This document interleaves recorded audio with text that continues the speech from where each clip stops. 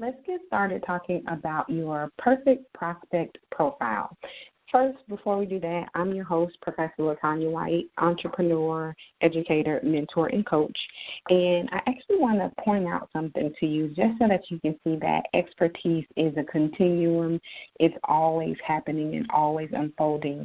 The document on the left side of your screen where it says 71 Proof Ideal Customer Profile, I used this in the spring of 2016 as an exercise or as an example for my entrepreneurship class.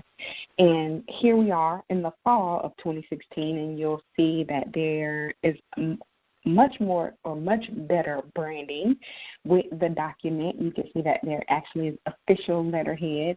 And even more than that, we went from talking about customers to prospects. And that's because in the time since I gave this assignment originally, I've learned that a customer isn't really a customer by definition until there's been some monetary exchange, until there's been a cash, credit card, or some other monetary transaction that the person, the client says, I want to pay you for your products or your services. I want to pay you for your time, your talent, or your expertise. What happens in the business development process and in the sales funnel is we have to identify the people who could potentially become our customers, and those people are referred to as prospects. So we still start with why in both cases, but we go from describing your ideal customer to describing your perfect prospect. Still talking about pain, obstacles, and core desired feelings, as you'll see in both documents or in both versions of the document. But the one on the right side actually has a little bit more information. Sorry about that. A little bit more information, or actually requires you to provide a little bit more information about the prospect and how their days unfold. So we'll take it one step at a time. And we start with why. We've already done that because you watched the TED Talk. You heard Simon Sinek describe to you how Martin Luther King and Steve Jobs of Apple, how they became inspired business leaders by building businesses and platforms that reflected their golden circle and that honed in on their why. So in the document here on the left-hand side, we're using 71 Proof, which is my bartending business. We're using that business as the example here. And the problem that 71 Proof is organized to solve is helping professional meeting and event planners deliver high-touch client and guest experiences. Now, if this problem isn't solved, what happens is that the planners and the brides will continue to be frustrated. They won't know what to buy for their events, and they may end up having unhappy guests because they don't have what the guests want. Now, here on the right side in the more updated version, this is pretty straightforward. What is the problem that your business or your career position is organized to solve? From the standpoint of being a aspiring manager, the problem that's your career position. So that's what you would put here. What will your title be? What problem does that position solve? Now, your perfect prospect is the type of person that experiences this problem most often. And you know this because of your pain project. Here again, remember you were to have interviewed 5 people from diverse backgrounds, and you would have probably gotten 5 different answers. Of those 5, your job was to identify the single problem or single solution that you wanted to become best at. You want to be the expert on solving what problem, and who is the person that experiences that problem. So that right there is the name of your prospect, of your perfect prospect. You'll see here on the left-hand side, we're talking about Tiffany. She's the type of person that experiences this problem most often. She is 36 years old and most likely lives in Northeast Tallahassee. She works or goes to school in Hamilton Realty and is motivated by creating her own definition of success. So in the more updated version, we still need your prospect's name, we need their age, where do they live, where do they work or go to school. What's really important is what are they motivated by and frustrated by. No one cares how much you know until they know how much you care. And this is especially true for people that you want to become your customers. They have to have a sense that you understand what they're frustrated by and that you can provide a solution to that. And that's, again, how we connect the perfect prospect to the pain project. What is it that people are frustrated by, and what solutions are they looking for? Taking that a step further, knowing what people are motivated by will help you develop this type of relationship that cannot be manufactured.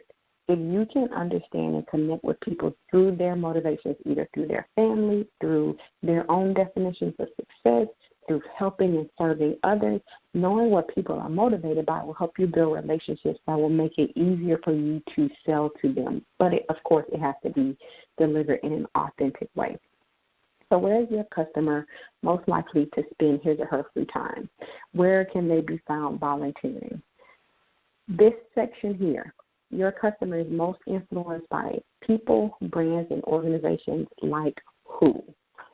When we look at Tiffany, who is the ideal customer for 71 Proof, she works in the real estate industry, and she wants to create her own definition of success. But more importantly, she's frustrated by not being able to penetrate the good old boys club. She spends most of her free time reading industry reports and can be found volunteering at Leadership Tallahassee programs. And she's influenced by the people, brands, and organizations that include the National Association of Realtors, Tallahassee Board of Realtors, and the Tallahassee Builder Society. It's important for you to know who your prospects are motivated by, because these organizations are either going to be your competitors or your partners. Actually, in the case of 71 Proof, just as an aside from this exercise, one of our competitors is also one of our key partners. Lisa's Bartenders, the owner of Lisa's Bartenders, actually reached out to her when I was first starting 71 Proof because I had never done this. And I asked if I could work with her and shadow her, and she said, well, of course you can, but won't you eventually be my competition? And I said, yeah, but, at that time she had been in business maybe 10 years, because I think she's going on 20 years in business now, and we still send each other business. We compare insurance policies and venue policies, so knowing who our customers are influenced by, who they're typically going to for the answers for certain questions, those organizations or those people are either going to be your competitors or you can turn them into your key partners, but you have to know who they are.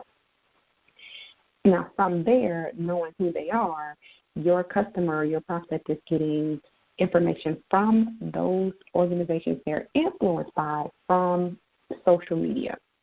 And she follows their social media profiles on Facebook, Pinterest, Twitter, LinkedIn, Snapchat, Meerkat, Periscope. It all depends on who your customer is or who your prospect is, what's important to her, how old is she, what does she do for a living, where do they spend their free time. All of these things influence where we get news and information. So make sure that while there are no right or wrong answers to where your prospect gets their news and information from social media, there are some answers that are more right than others. Now, moving on from here, she's getting other news and current information from what newspaper, what magazine, what news station, what radio station. And she's trying to achieve what? What does she want to be the end goal or the outcome, the desired outcome of working with you, of becoming your client, your customer, or your patient? Your client, so this one right here, you'll fill in the client name or the prospect name, is considering investing in your project, product, or service because of what? What is she trying to achieve again, and what does success look and feel like for her or for him?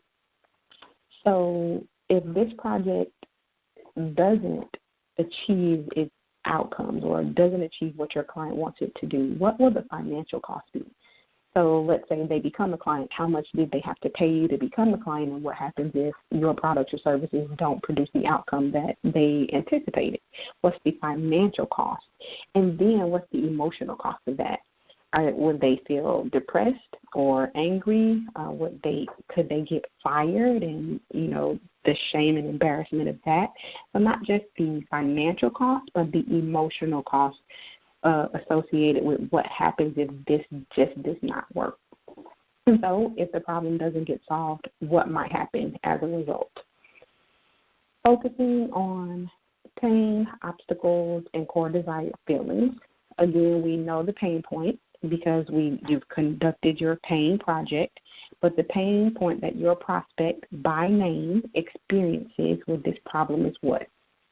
How does it make them feel again?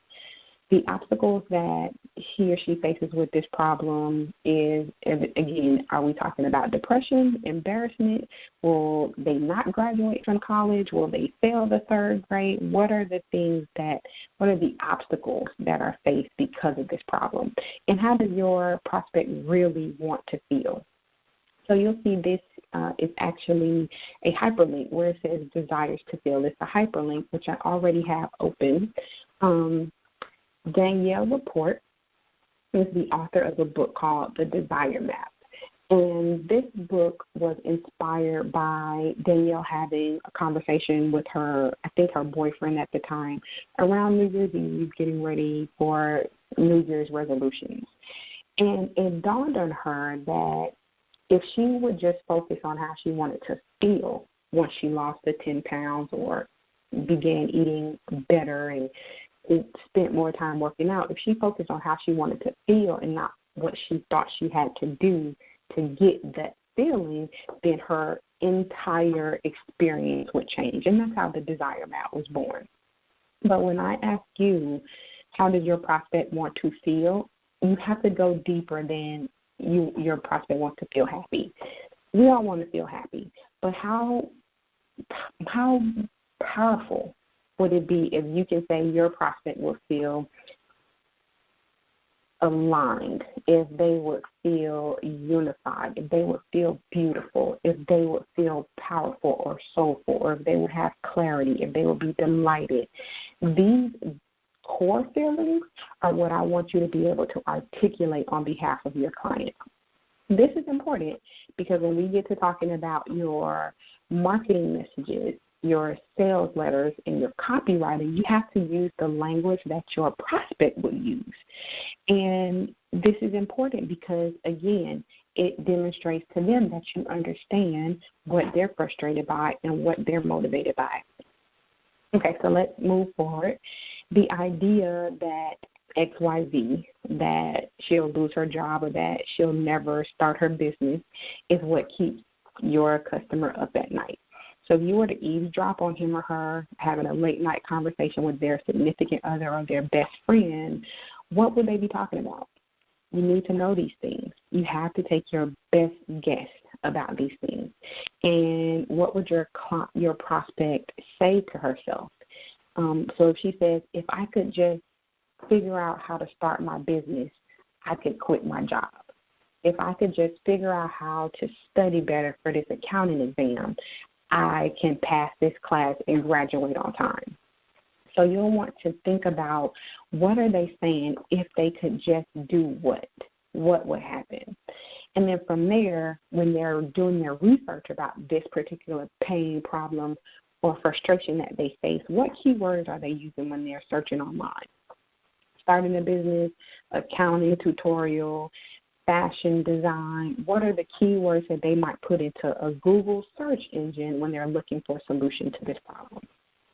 So again, as I continue to scroll, you'll see that there are some differences on the ideal customer profile from January 2016 to what we're going to be working with here in September, October of 2016, just based on what I've learned and what I've incorporated in my teaching from what I've learned.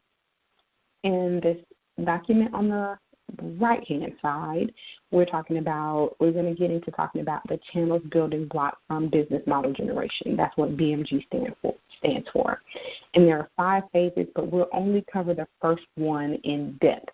Now, just imagine if the next 3 pages are one building block, what would it take you to complete the other 5? Or one phase, what would it take you to complete the other 4 phases from the channels building blocks? So from here, I'm just going to minimize that one, and we'll focus solely on the perfect prospect profile. The first question is, how do we make your perfect prospect aware that you even exist? And before you can answer this question, you should know your customer from the inside out.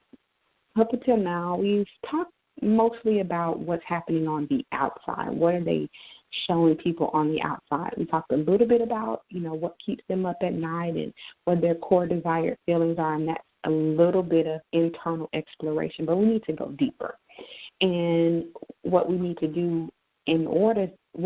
complete in order to do that is what Dan Kennedy refers to as getting the psychic graphic information about them. Their motivations, but how do those motivations show up during the day?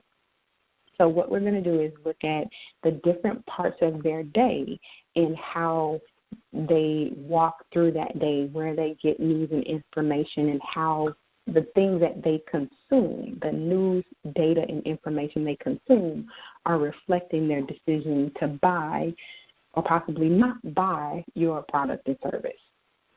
So, wakey, what time does their day start? What's the first thing that they're thinking about when they wake up? If they have kids or have a dog, how long before they wake up?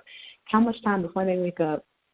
How much time between when they wake up do they have before they got to wake the kids up and walk the dog? Essentially, how much time do they have to themselves? That's a much simpler version of that question.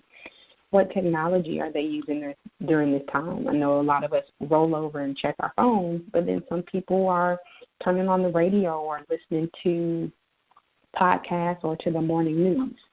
And then what news and information are they consuming? Is it Tom during a morning show, or, Rachel Maddow's show, or MSNBC Your Business? What news and information are they consuming? And is it business, professional, social, or personal information? Do they commute to work or school, and how long? So this demonstrates if they have a 30-minute commute, then you have about 30 minutes of their day where you can deliver strategic marketing messages, but you have to use the right technology. If they're in the car commuting, then you may need to be using some radio ads, but of course those can get pricey. We already asked what news and information are they consuming, but what's the best way for you to deliver your content, and then what's the worst way? So this is just the morning. This is before they get to work. You can see there's a lot that's already going on in their heads before they get to work or get to school, and here you come trying to sell your products and services. You need to make sure that you are delivering content to them in a way that feels natural, that it doesn't feel like it's an interruption to their day. Now, if they're working 9 to 5, what's the environment at work? Do they like being there? Is it friendly, or is it cold and uninviting? Who's in their social circle at work? Do they have a best friend at work, and what do they talk about in their downtime? What time are they going to lunch? Are they spending money to eat out, or do they bring lunch in? This, again, is important because these are opportunities missed, or these can be opportunities missed if they brown bag lunch. They probably aren't getting out to see commercials or hear commercials and look at billboards about your advertising and your products. But you want to know what's most frustrating for them during this part of the day, because if they're frustrated, they could probably care less what you're selling. And you want to know what technology are they using, how are they consuming this news and information, and then given all this, what's the best way for you to deliver your sales messages during this time of day, and then what's the worst way? Now, after the work day or the school day is all said and done, what's their evening routine? What technology are they using? What news and information are they consuming? And what's the most frustrating part of this day? What's the topic of the kitchen table conversation with friends and family? And then what's their bedtime routine? There is this question again. What's keeping them up at night? Are we talking about finances, relationship trouble? Are they going to lose the house? Are they going to fail a class? Did financial aid not come in? So all of this stuff is happening at the same time that you're trying to sell your products and services. But if you aren't demonstrating that you understand that they're being pulled in several different directions, they don't care what it is you're selling. So you have to make sure that you're incorporating messages about them as a person, about what's happening in the rest of the world in your content, because they want to see you as more than just a talking salesman. So at the end of it all, you have to provide value. Just the top secret I can share is never, ever compete on price. You always compete on value. But you have to know what that value is. So what key promises do your products and services deliver? What transformation are you promising? Will they go from being overweight to fit? Will they go from being shy and nervous to being very confident? That's a transformation. What transformation does your products and services result in, and what's the emotional outcome? So going back to those core desired feelings and how they want to feel, what's the emotional outcome that you're promising them? Let's see where we are. What have other people said about these products and services? So this is where testimonials come into play. What's your story, your experience, or that of the company that you're working for? What's its history and founding? And what are the objections or hesitations that your prospect might feel about becoming your customer? Are you new to the game? Do you not have enough expertise? Are your prices too high, right? What are some of the objections that people often say about products and services in your industry and specifically for your business? And what response do you have to those objections that make them feel better? What are the alternatives that your customer or client might be considering? Because maybe they just won't do anything. Maybe they'll never start their business, or they'll never get a tutor for their accounting class, and they're okay with never having a business and getting a C or a D in this accounting class. But how will you address that? You have to talk to them about, if they don't do something, nothing will ever happen, and they'll continue to struggle with the problem that we started this whole conversation about. Next, what are the individual components of what you're offering or selling, and what are their individual retail values? So if it's a service or a knowledge-based product, what's the going rate? What are other people charging for similar services? Now, I said don't compete on price, but you do need to know what people are willing to pay. Are there any bonuses that you can include, and if so, what's the retail value of those? Now, how does each of these components, remember, what are the individual components? How do each of these components tie back to the emotional outcome that the prospect wants? And that, again, is making sure that you know what those emotional outcomes are. And this is, again, the core desired feelings from Danielle report. What's the financial cost associated with not solving the problem? So if I never get a math tutor, that means I probably am going to have to take this accounting class 2 or 3 times. And what's that going to cost me? And what's the absolute price of your products and services? What can you guarantee? Now, in the medical sense, you certainly can't guarantee that they'll be healed or that they'll recover quickly, but you can guarantee that they'll be seen within 5 or 10 minutes of their appointment. You can guarantee that they'll always get a confirmation call. So you don't always have to guarantee an outcome, but you can guarantee their experience or guarantee access, those kinds of things. And finally, why is it urgent that they should buy your products or services right now? Because if we don't act now, we typically won't act at all. This is the perfect prospect. These are the things that we need to know about people that we want to become our customer. This is all before they exchange any monetary value with us. And you have to be able to connect with them on these deeply emotional levels. So if you have questions, make sure to get in touch. Otherwise, we'll be talking about how we go from your golden circle in the pain project to now we know more about your perfect prospect, to how that fits into business model generation, and then how we craft and deliver our marketing messages. I look forward to your success with this.